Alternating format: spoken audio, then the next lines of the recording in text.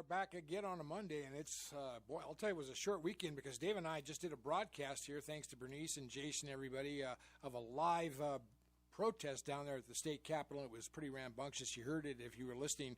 And there's another one coming up this weekend on Sunday, the 26th, and we're looking into all of these things. Ladies and gentlemen, this coronavirus issue is not going to go away. David, you're with us, my friend, and it's good to have you. And we're going to have David Crowe joining us very soon. And this is going to be very good, ladies and gentlemen, because he has the scientific background and a lot of these things that he's been looking at for years. He's president of RethinkingAIDS, and he's going to be joining us to talk about the RT-PCR test. And you're not going to hear this on the mainstream media because they're not going to tell you about the science because they don't know any of it, friends. And as a matter of fact, when you really hold them to their feet to the fire, Dave, you know, you're going to find out that there's a lot of problems with this testing, and people need to know what's really going on with this. Yep. Dave, you there, buddy?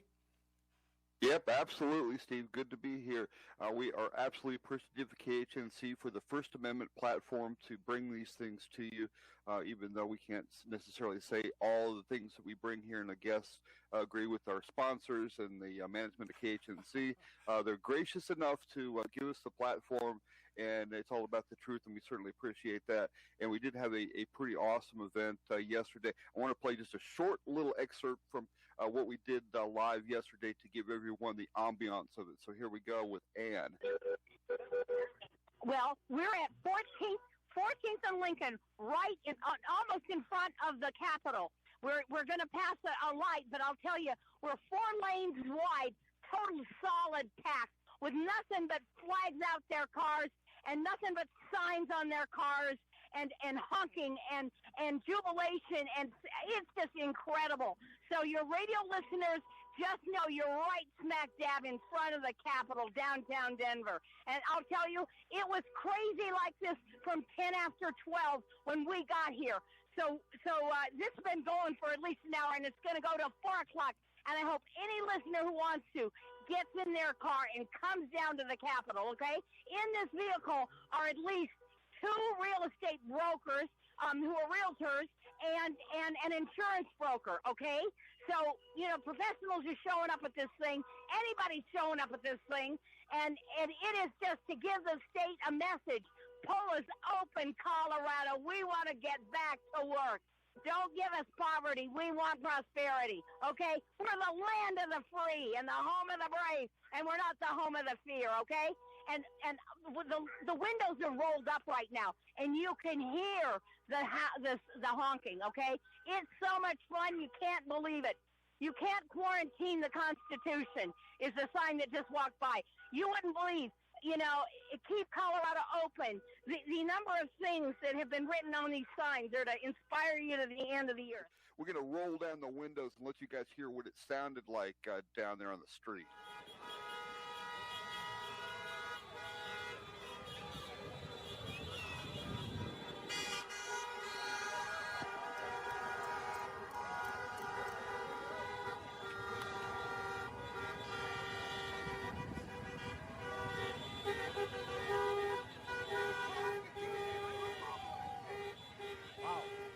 Yeah, so do you reckon people were a little bit upset and want to be able to get back to work, get back to normal life for this shutdown to have gone on as long as it has? I think, in my opinion, is quite ridiculous. And they're certainly going to prevent the herd immunity, natural immunity to happen with this virus circulating around the population. So the resurgence of this in the fall, because they sequestered all the healthy people, might just happen. And that certainly serves their agenda. Right on, right on. Well, yeah, it was a great show of patriotism out there. But, you know, the same things are happening up in Canada right now. And I was talking to David a little bit about that, and he'll go into that when we get into the interview with him here, because he's taken some of his precious time. He's a very busy man. He's got degrees in mathematics and biology, Italian studies. I went through that last time and got kind of tongue-tied. But I want to bring him on as soon as we can here. Let's see. David, are you with us, buddy? I am with you. Thank you. Wow, it's great to hear from you. You are up in Calgary, and you're in the same time zone that we are here in Denver, and I bet it's nice up there, huh? Yesterday was nice, but, you know, you live near the mountains, so it's nice today, winter tomorrow, Summer today, spring the next day, you know. Right. You get pretty much all 4 seasons in sometimes in one day. So Right, you yeah. can't really tell. But it's nice right now. I'd love to visit Calgary. I've seen a lot of pictures of it, and it's really great to have you on. David is the president of Rethinking AIDS, ladies and gentlemen, an organization I got involved with back in the early 90s. He's got a background in both biology and mathematics, but he's a very intense student, and he studies these things. And we're going to be talking about PCR. David, I know I want to give as much time as I can to you today to talk about this. You and I had a great conversation over the weekend, and we want to talk about that right after the break. See, these breaks are coming up, and I'll tell you, the segments are so short. But right after this, David Crowe will be joining us to talk the real science about what's really going on with this, ladies and gentlemen. You want to be hearing this. Stay tuned to 1360 KHNC, the roar of the Rockies. If you are intimidated by a lot of these people who seem to know science about all this stuff, I've got a good question you can ask them. All right, I got this from David. If they think they know more than you do, you can say, well, what about the real-time PCR test? According to the MIQE, the MIQE guidelines, do you believe it's smart to exceed the 36 amplification cycles to get a valid rendering of that test, sir or ma'am? What do you think, David? Is that a good one? Is that a good place to start? Is that where we're going? Are we we're gonna talk about this RT? Yeah, well, go ahead, buddy. Yeah. Right. RT kind of sounds like arcane, and this is pretty arcane, but, there are times when it's important to know about arcane things. Right. There's a lot of complicated things in our society, and sometimes you need to know a little bit about them. And the RT-PCR right now is kind of a life or death matter. So the first thing is, most people think, okay, the test is positive or negative, and that's a total lie. Mm-hmm. The test, the PCR test, which is the core part of RT-PCR, is a cycle, and at every cycle it produces double the amount of DNA, and basically you stop when you find that you have sufficient DNA detected, and you say, okay, that is positive. That is an infected person. This is a person with the virus in them. Right. So that's the first thing. So, but if you can't go on forever, right? Right. Like you can't go and do 1,000 cycles. Like what if you don't find it after 20? Is that good enough to stop? 30, 40, whatever. So there's an arbitrary number of cycles at which you stop. So in one paper from China, they used 36 cycles. And as you pointed out, that's more than the recommendation of the MIQE guidelines for RT-PCR. And if you had, then they had a gray area in between, 37, 38, 39. And if you had 40 or more cycles, then they considered that negative or uninfected. Another paper I found, I think from Singapore, said 37 cycles with no gray area. I found several papers that run to 45 cycles, which is like way beyond the MIQE guidelines. And I should point out that because this doubles at every cycle, Right. if you go 10 more cycles, you have 1,000 times more sensitivity. Right.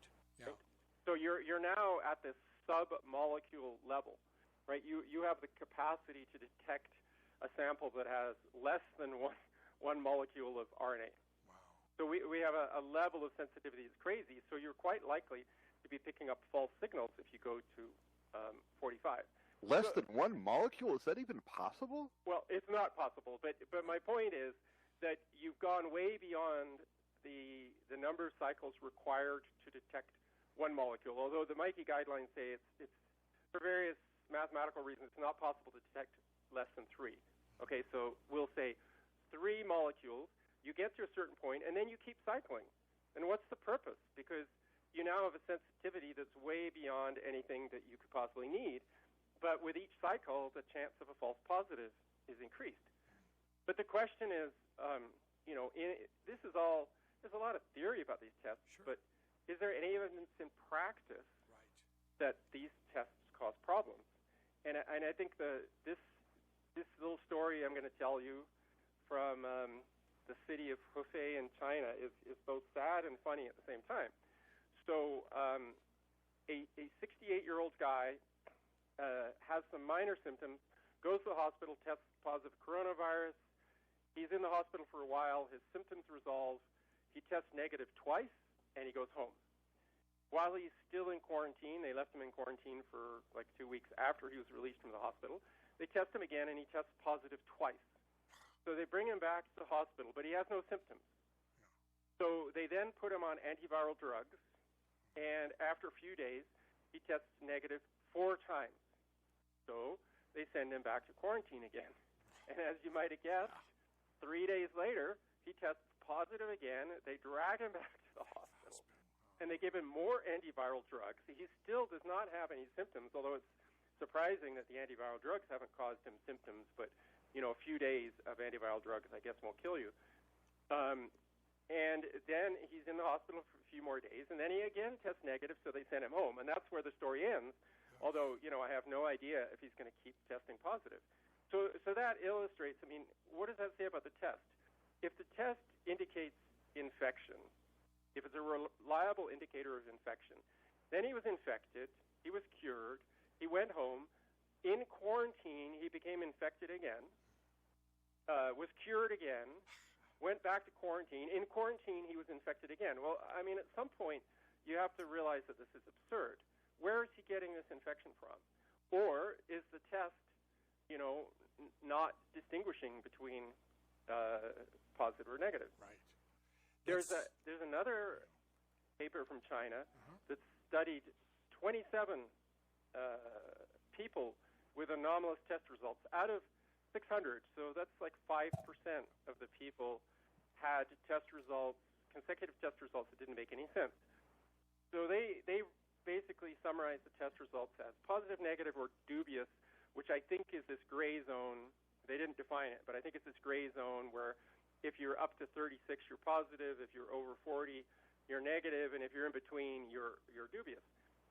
So they had every possible combination. Like they had negative, positive, negative, positive, negative, positive, negative, negative, positive, negative, dubious, positive, positive, dubious, negative. It went on and on for 27 different cases of people who had consecutive test results with completely different values. And again, you cannot accept, if you see this, you cannot accept the accuracy of this test Right. or the viral model. Right. There's something terribly wrong here. Excellent. That's really good. Because that's a true story in China, though, that you were telling me. It wasn't just a figurative illustration. That was an actual true story, David? It's an unpublished. There's a lot of papers these days. There's these websites where scientists put up papers that have not been accepted for publication. So it hasn't been peer reviewed, but then peer reviewed doesn't detect errors or fraud or anything anyway. So as far as I'm concerned, it's just as good as a study that was peer reviewed. And it's like, why would these scientists who clearly believe in the test, because they wrote the paper as if this was some mystery that one day will be solved, Right. but they never said maybe these are false positives. So if they had any questions about the test at all, they would have said maybe this guy has false positives, and maybe we should give him a certificate that the test doesn't mean anything for this guy. But if in a country of like 1 billion people, that's probably millions of people who would have similar results if you tested. Sounds like a random number generator would have been more accurate on that test. Right. It's a little bit like that. There was an NPR article from Wuhan that I think showed that 5% of people who've been released from hospital with 2 negative tests, which is necessary to get out in China, who have later tested positive, and in another part of China, it was 14%. Wow. Again, there was a study from Singapore. They studied 18 patients with almost a daily tests, and the majority of patients went from positive to negative back to positive at least once during their stay in the hospital. Good grief. So there's accumulating information. So you put aside all the complicated technology of the RT-PCR test. How does it work in practice? Right. And then you can read what they say in the actual RT-PCR test manuals. I'm in the process. The FDA has approved like 50 different RT-PCR tests. This is what the CDC says about their own test. Positive and negative predictive values are highly dependent on prevalence. Okay, let's break that down. Prevalence. The positive predictive value means if I test positive, what's the probability that it's a true positive? So, for example, in China, they said the positive predictive value in asymptomatic people is 20%. Wow. So that means 1 out that of 5. 8 out of 10 people who test positive will be false positives. 20% will be true positives. That's the positive predictive value. 80% will not.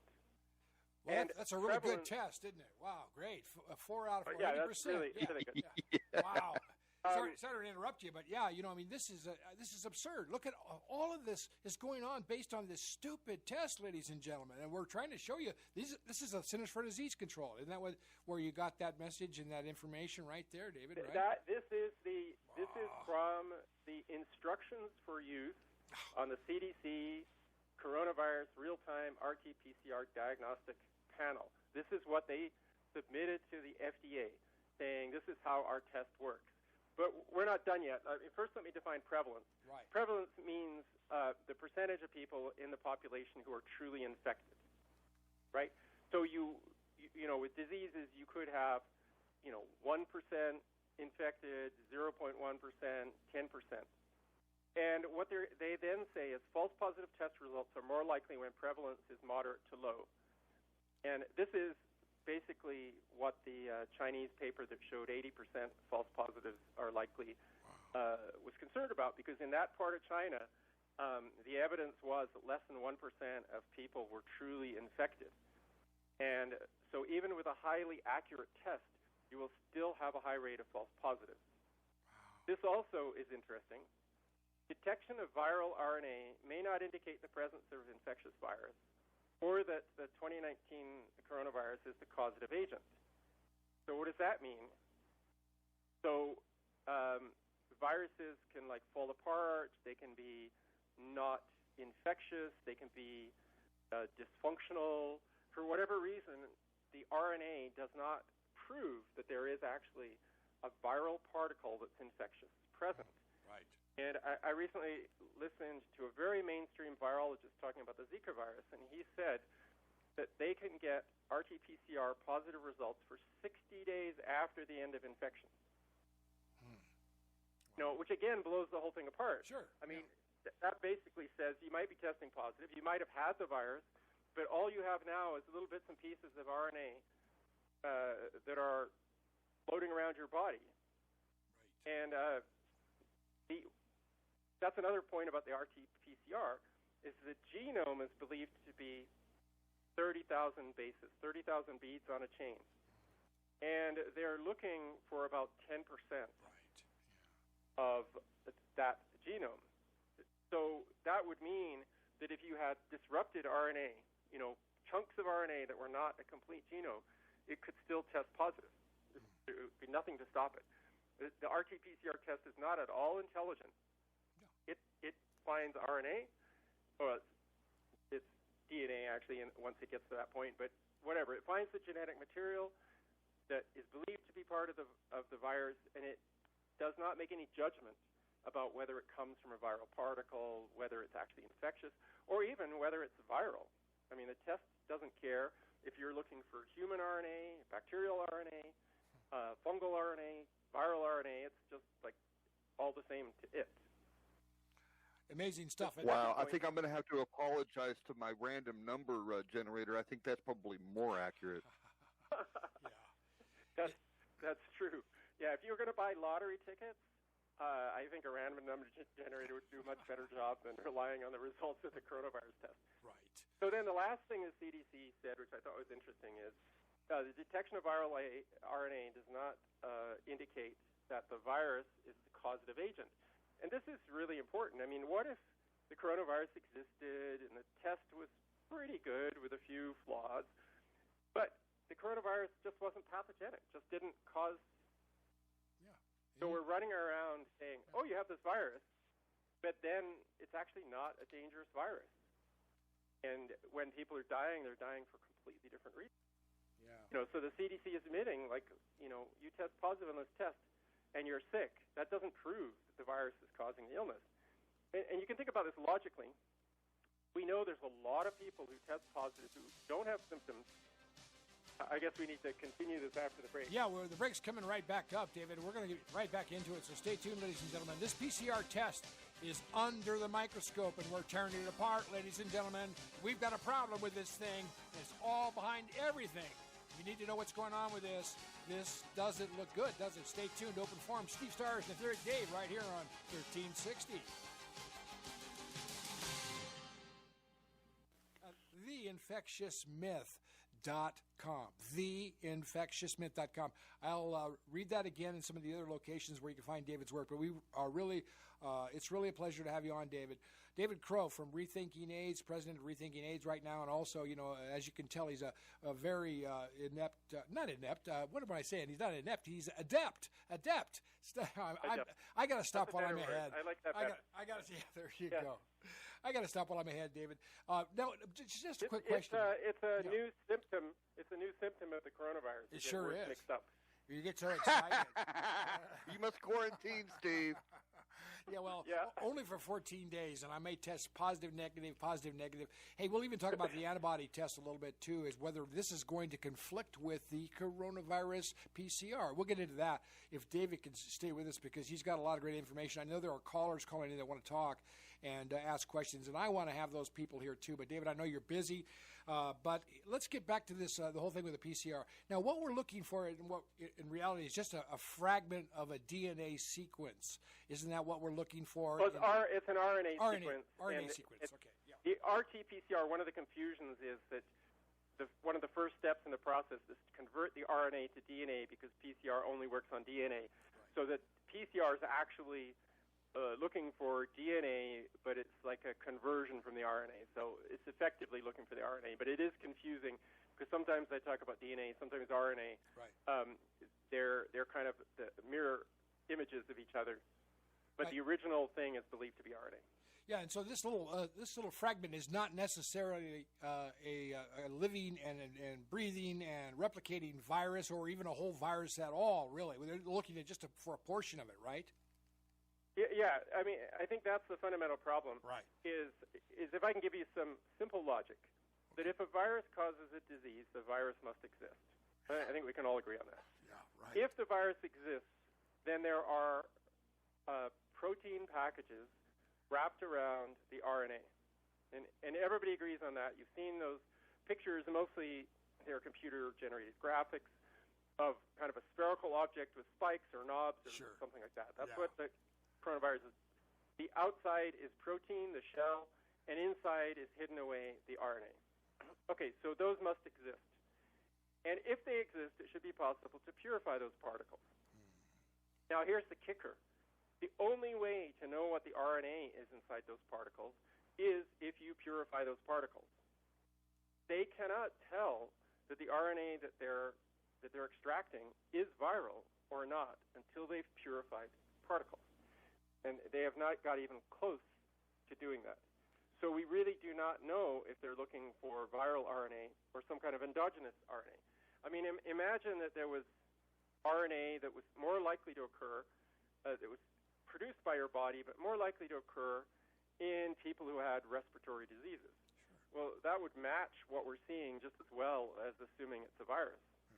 But of course, that RNA might be helpful. It might be your body's attempt to resolve the situation. And so, reacting to the RNA like as an enemy, it might actually be our friend.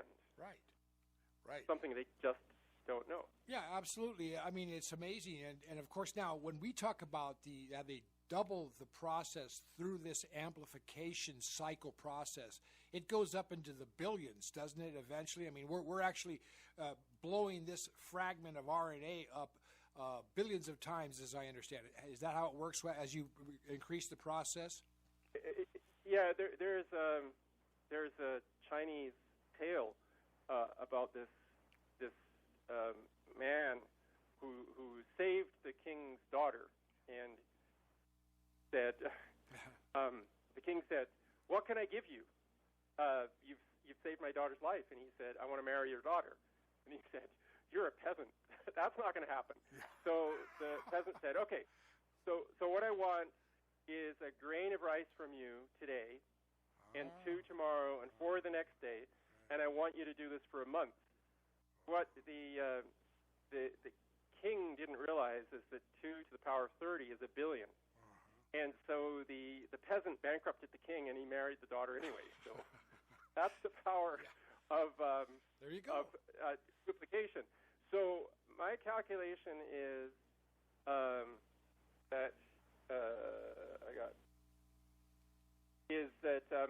40 cycles of PCR multiplies the amount of DNA by approximately 1 trillion times. Wow. So there's where all this virus comes from, right? Yeah. Just on the multiplication factor of blowing up something very small. Yeah. Go ahead. Yeah. When I talked to Buston and read the Mikey guidelines and read some of the papers he'd written, the problem is that you're monitoring the amount of virus by fluorescence. Right. It's a clever little trick, and the amount of light grows as you get more virus. But there's kind of a background amount of light that grows anyway. And so if you run too many cycles, you might be getting light that's not coming from the RNA. And so that would be a false positive. I mean, it's clear that the results are that there were false positives. It seems with PCR, it's such a digital process that false positives should be impossible, but they're not. Because fundamentally, it's a biological chemical process, and it's very clever, and things can go wrong, especially if you push it to the limit. Right.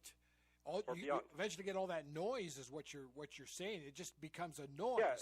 That's all it is at that point. Yeah. You get above 35, 36, and even that is extremely high. This test goes haywire, and there's nothing there left. Yeah. Buston recommended that the best results you get from 20 to 35 cycles. Wow.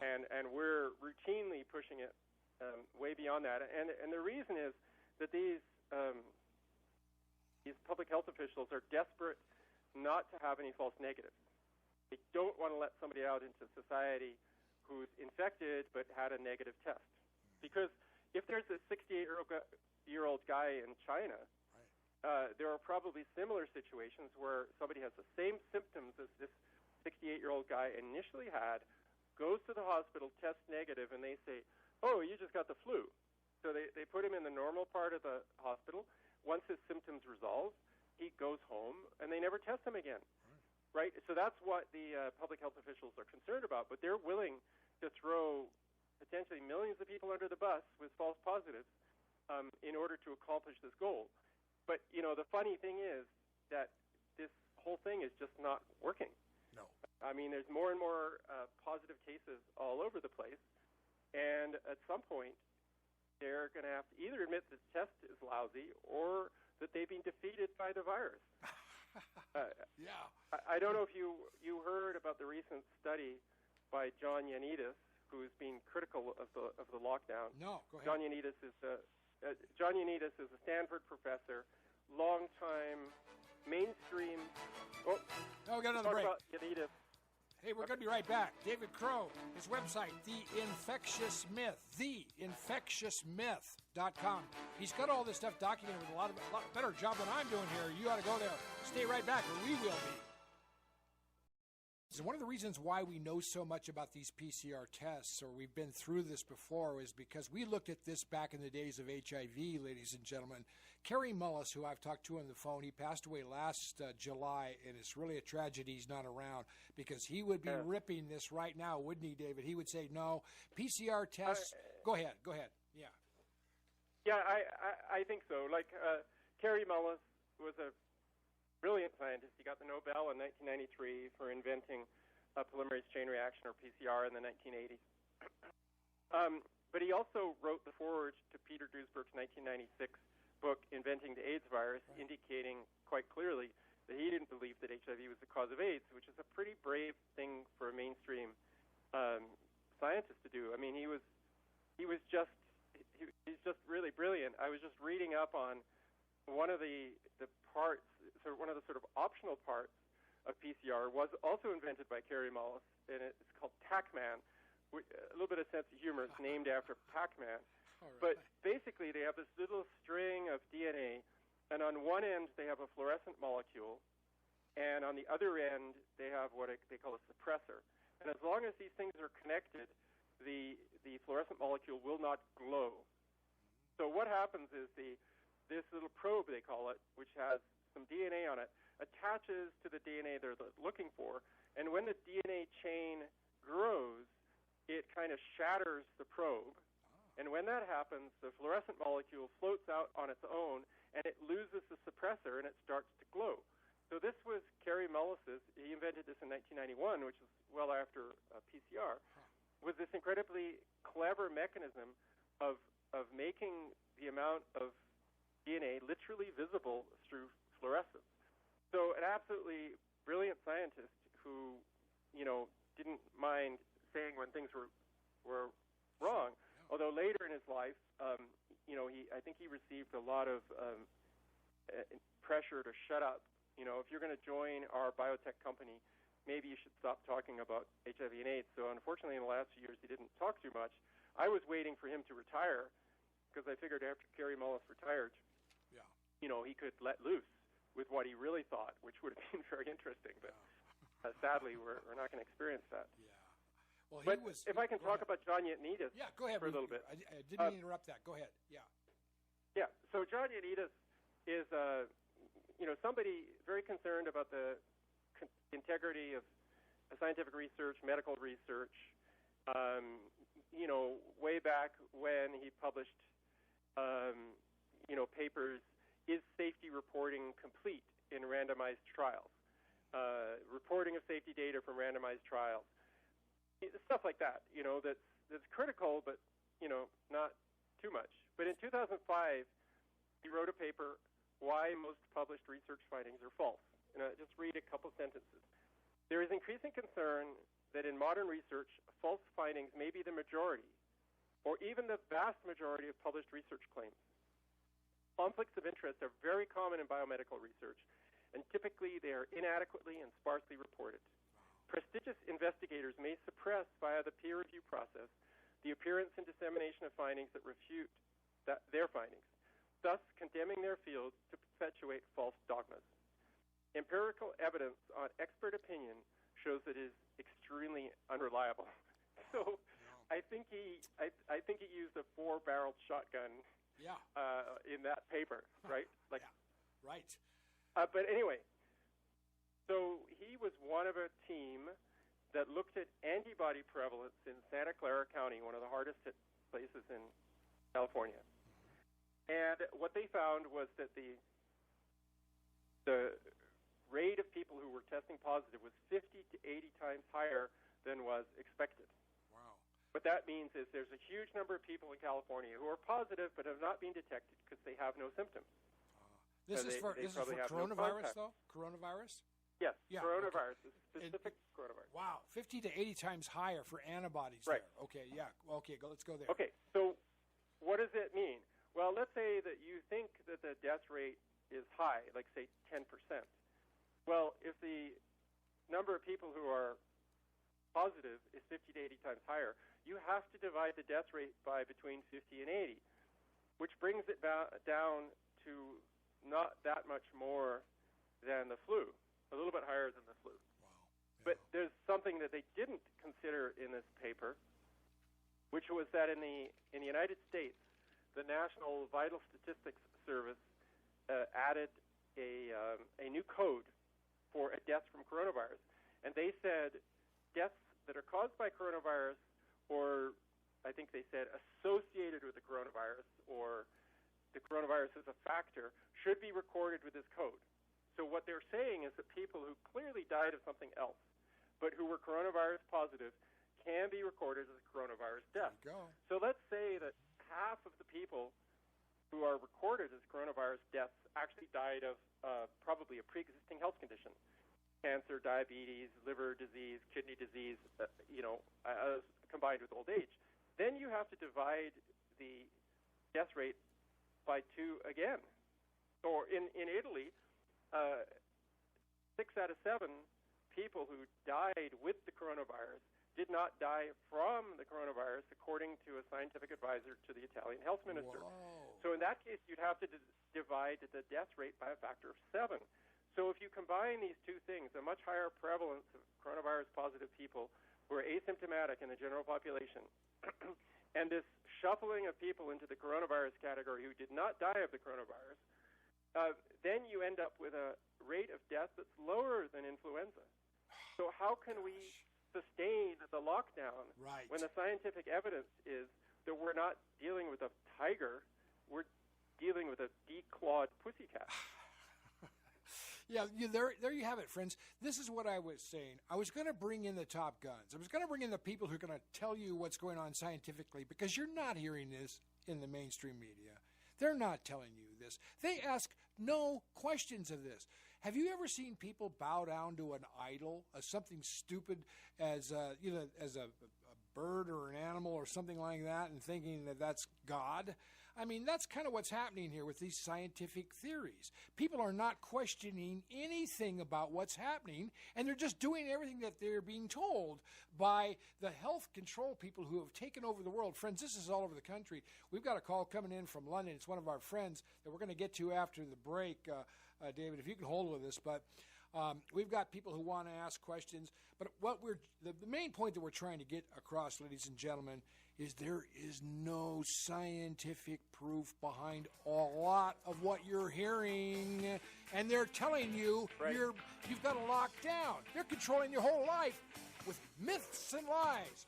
Check out theinfectiousmyth.com. That's David's site. You can get a lot of articles there. We'll be right back right after this.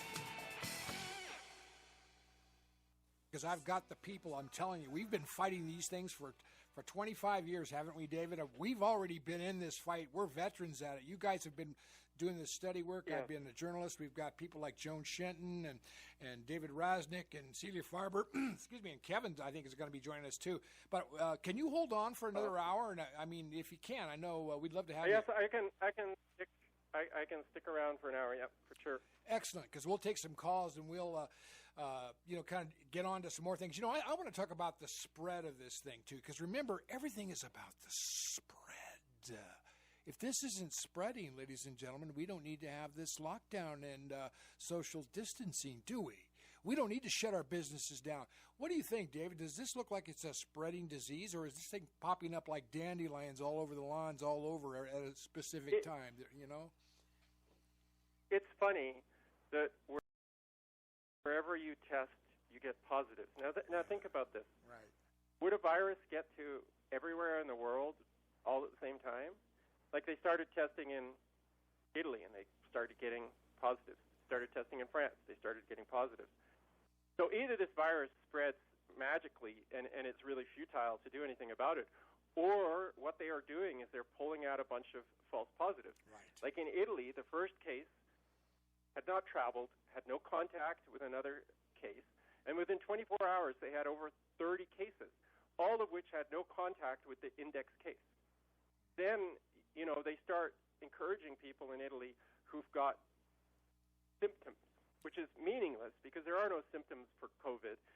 Fever and cough are the only things that are common with COVID, and they're common with a million other things too. So they start encouraging people. So you get old people going to emergency with pneumonia, and they get some 88-year-old guy in San Marino, which is a lovely little country within a country. And, of course, he hasn't traveled. He probably had serious health conditions. Sure. He hadn't been anywhere near. There were no cases in Italy anywhere near him at that time. But he tested positive, and they took it seriously. Instead of saying, maybe this is a false positive, right, they just said the test is never wrong. The same thing happened in South Korea. In the southern part of South Korea, this woman tests positive. Well, she hasn't traveled. She hasn't been in contact with a coronavirus. I mean, I'm repeating myself. Same drill. And then they tested all her contacts, and they found 37 positive, and they said she's a super spreader. But this was a big lie. Yeah. Because she was a member of a mega church, which had 1,100 people in the congregation, and they tested 1,100 people, and they found 37 positive, which, if you do the math, is about 3%. And guess what was the rate of positives in the overall testing in South Korea is 3%. So you would expect to find 3%. Nothing so I ordinary. think that, what they're finding is totally all false positives. I mean, I think the test is completely and utterly useless. The RNA is not viral. It may indicate that your respiratory system is being challenged. That doesn't necessarily mean you're sick, but maybe you smoke, or you live in a place like northern Italy or Wuhan where there's a lot of air pollution, or where our respiratory system is challenged on a daily basis. You walk down the street and there's you're in Denver. There's a cloud of dust comes up, right? And so your respiratory system is going to have to get rid of the dust, or maybe it's you walk past a restaurant with a fan, and the fan is blowing out little bits of oil and other stuff in that warm air, and you're breathing it in, and your respiratory system is saying, we got to get rid of this before it gets to the lungs. So your respiratory system is always on alert, right? It never rests. Sure. Because there's always stuff in the air that your body doesn't want inside you. Right. We have a lot of farmers out here, and they're in the dust and the wind and the the Roundup and all these pesticides and stuff. No wonder we have a lot of high cases. Ladies and gentlemen, we're going to continue. I think the test is phony, and I think it's not spreading, friends. I think we've been lied to. And I got the scientists that will tell you a lot of that's true. It looks that way. Stay tuned. The Open Forum right here on KHNC 1360, where you get the truth of the lion.